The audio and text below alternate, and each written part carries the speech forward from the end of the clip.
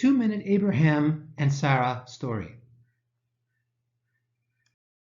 God's salvation story tells how God carried out his plan step by step to bring exiled humans back into his presence.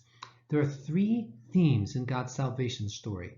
One, God's promise to bring humanity back to the place, to dwell in his presence through the Messiah, Eve's seed.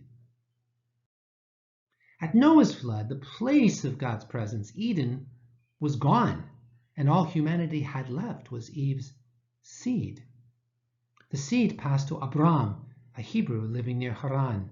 Abram, when he was 75 and childless, God called him to leave his home and bring his wife Sarai and his nephew Lot and their family to a new place.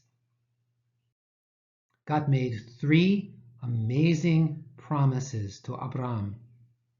He would father a great nation, and Sarai would give birth to a son. His descendants would inherit the Canaanite land. All the families of the earth would be blessed through his seed. Abram and Sarai waited 25 years, but it finally happened when Abram was 100 and Sarai was 90. They named the son Isaac. When Isaac grew older, God commanded Abraham to sacrifice him in the mountains of Moriah. Abraham believed God's promise that Isaac would father a great nation. This faith enabled Abraham to come to the point of offering Isaac to God. Abraham and Isaac were saved not by their righteousness, but by their faith in God's promises.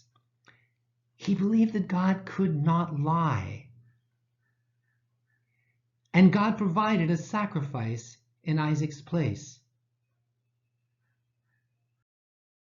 In both the Old and New Testaments, people are saved only by faith in God's promises, never by works. So God's salvation story tells how God carried out his plan step by step to bring exiled humans back into his presence.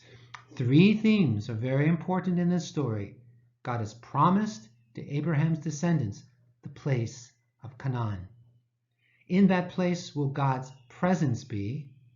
All the families of the earth will be blessed through Abraham's seed.